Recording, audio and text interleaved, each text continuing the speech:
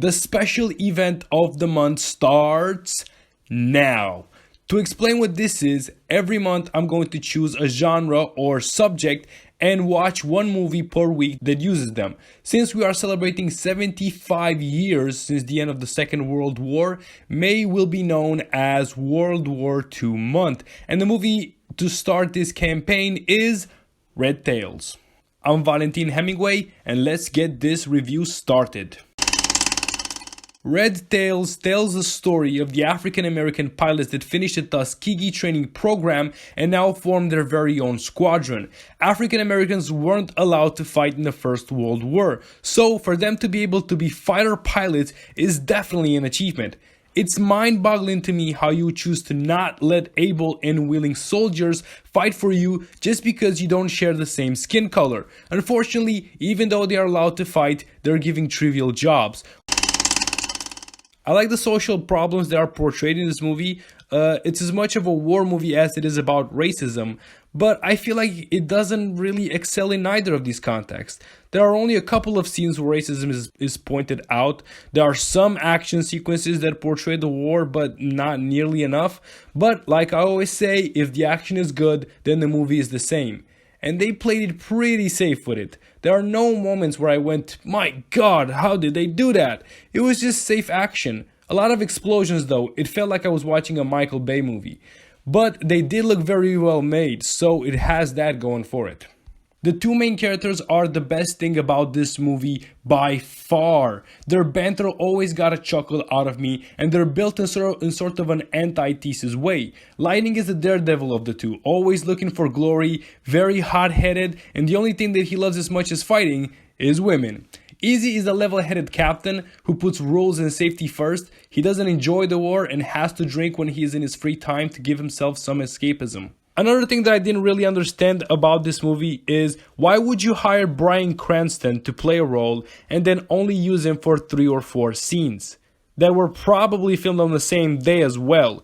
It made no sense. They should have gone with a more unknown actor and used that money for something else. Cuba Gooding Jr. is also very underutilized. He just smiles, smokes his pipe, and sometimes he talks. Only sometimes though. Some of the lines were pretty cheesy, like, "You can shoot us down or let us fly," or "Die Nazi dog," and other stupid one-liners. The movie is based on a true story, but the facts from it are far from being accurate. The record of the Tuskegee men were way off. The jet fighter encounter in the final act of the movie didn't really turn out the way it did in the finale, and I'm sure there were many other inaccurate things about it. This is a star-studded cast. It features Michael B. Jordan, Bryan Cranston, Neo, Terrence Howard, and many others. And it probably features the most actors in a movie that have worked on an HBO TV show. You got Andre Arroyo and Tristan McWilds from The Wire, and Lee Turgeson from Oz. But let's start looking into the performances. I'm going to start with the bad performances, and we return to Bryan Cranston. Wow, this guy didn't really work for that paycheck, did he? He's so bland and so uninspiring that having him in this movie just hurts because he is a decent actor. Also, he should never, and I mean never, try a southern accent again. Terrence Howard is very inconsistent. Sometimes he's great, sometimes he's just reading the lines. But there were some very good performances as well. Neo really impressed me. He didn't have a lot to do, but still he did his job well. It was nice to see Michael B. Jordan before he blew up as an actor, and I'm telling you, you could see it from back then that this guy was gonna be special, even though he doesn't have a lot of screen time. Nate Parker and David Oyelowo, who play Easy and Lightning respectively, are the best that this movie's got.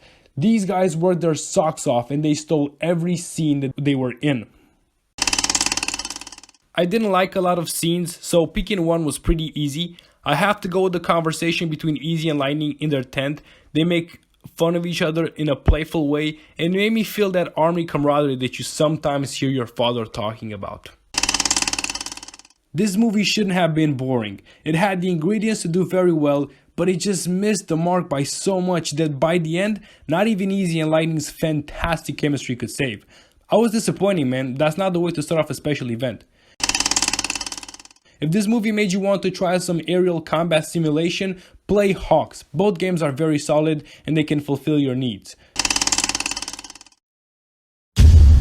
So my rating for Red Tails is 1.5 stars.